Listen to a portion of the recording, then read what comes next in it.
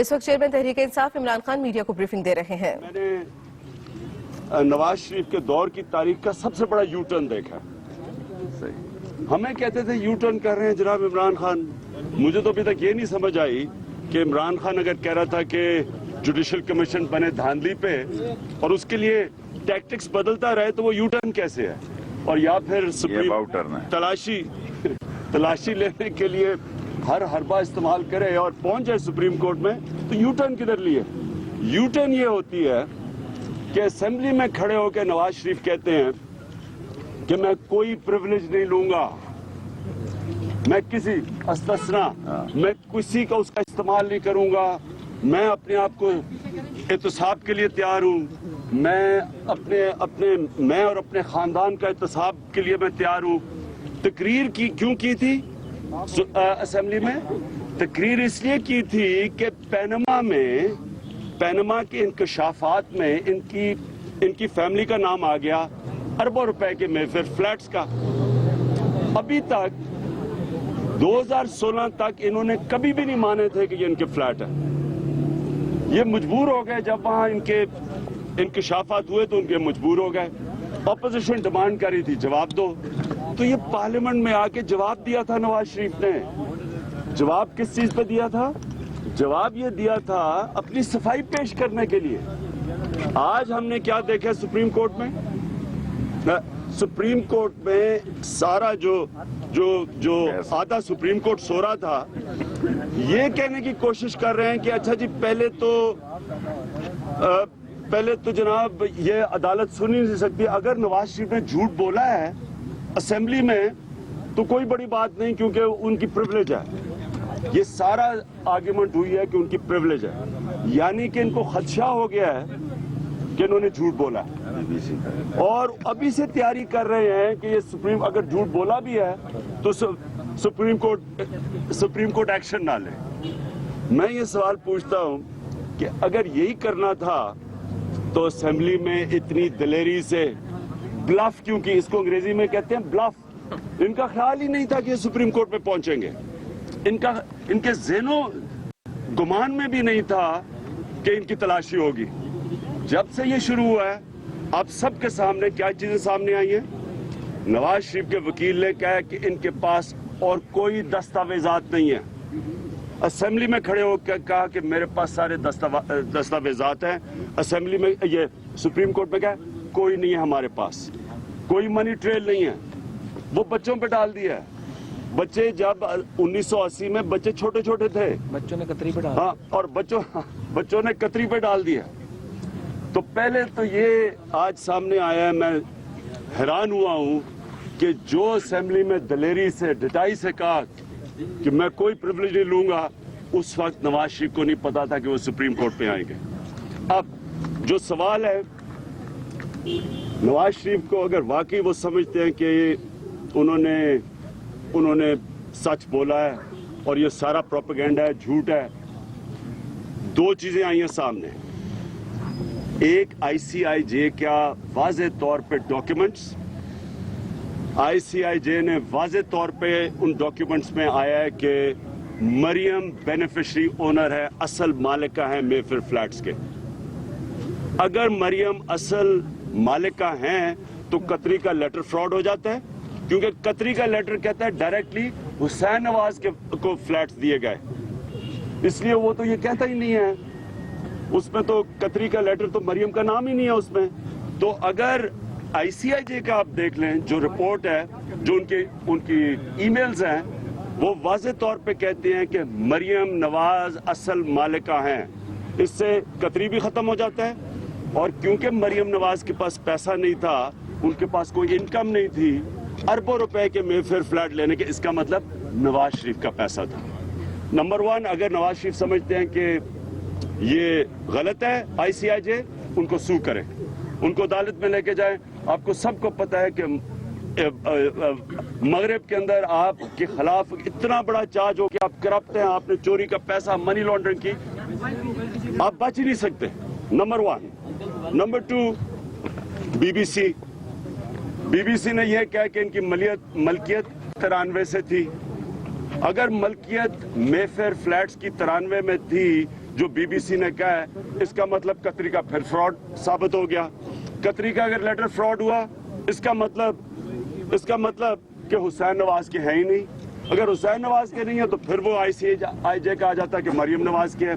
अगर मरियम नवाज के उसके पास पैसा ही नहीं था, इसका मतलब नवाज शरीफ के हैं। फिर उनको सू करें बीबीसी को, उधर भी उनको सू करें, क्योंकि वहां भी वो कह रहे हैं कि 93 से मलकियत है।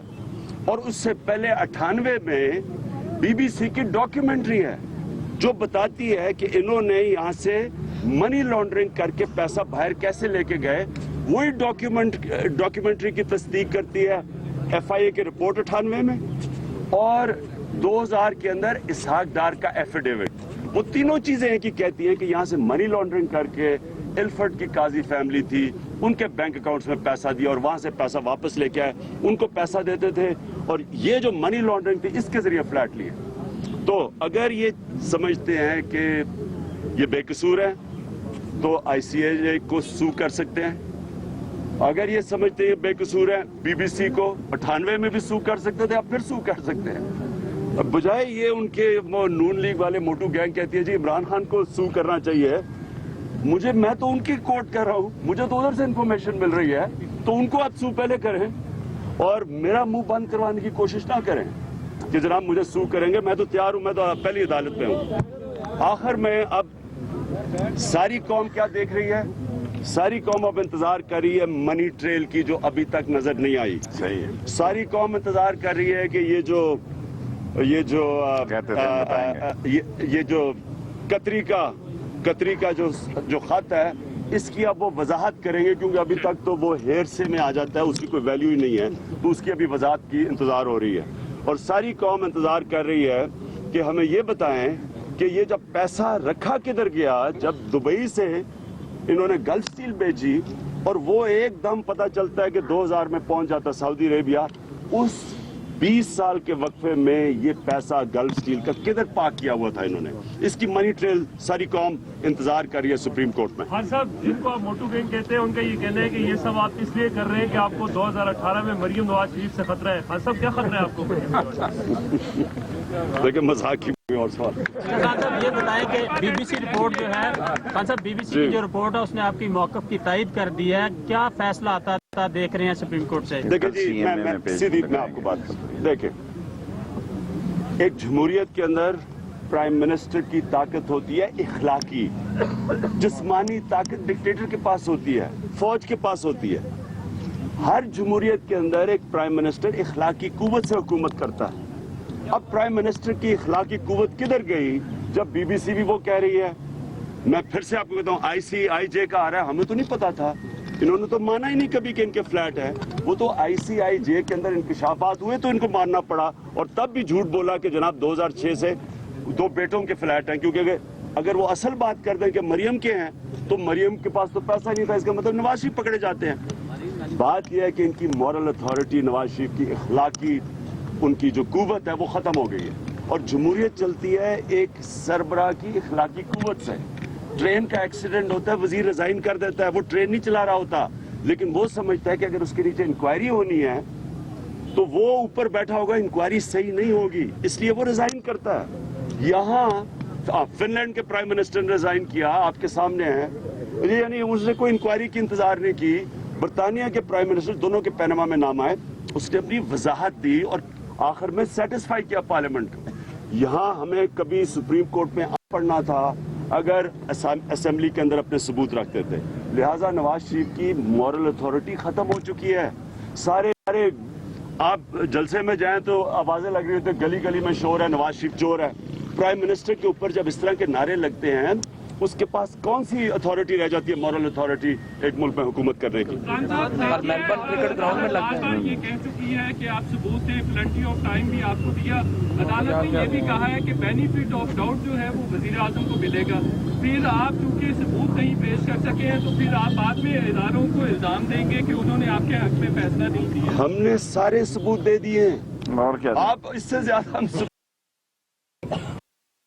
जो हम कह रहे हैं बीबीसी ने उसकी तस्दीक की है। उसके अलावा एक चीज बड़ा ये भी जरूरी है समझना।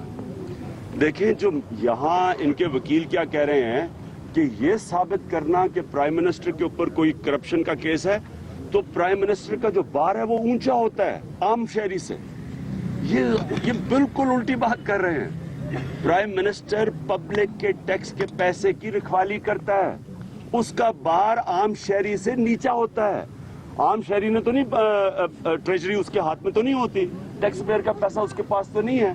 प्राइम मिनिस्टर टैक्स पेयर का रखवाली करता है, इसलिए अगर वो ईमानदार ना हो, लोग उसको टैक्स नहीं देते। जो पाकिस्तान में नहीं लोग टैक्स देते, वो करप्शन नहीं खत्म कर सकता, क्योंकि वो खुद जब उसके ऊपर करप्शन के एलिगेशन है। लिहाजा मगरब में आप उठा के देख लें, हम आपको सारी मिसालें देंगे कि प्राइम मिनिस्टर और वजीरों का जो इखलाकी मियार है वो आम शहरी से ऊपर होता है, इसलिए वो पहले ही रिजाइन कर देते हैं अदालत में आने से पहले। खान साहब, आपके पुराने साथी इलेक्शन कमीशन में भी गए हुए सबूत लेके कि आपने आपके कंपनी की बात कर रहे हैं। कभी देखें पहले मुझे सवाल मेरे से ये करें कि क्या इमरान खान कभी इक्तदार में रहा है?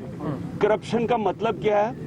इक्तदार में आके पैसा बनाना। तो मैं तो इक्तदार में ही नहीं रहा, तो मेरे लिए किस लिए जा रहे हैं वहां? और अगर वो लंदन का फ्लैट की बात करें, 83 में लिया था मैंने। मैं क्रिकेट खेलता था, मैं बाहर क्रिकेट खेलता था। ओके।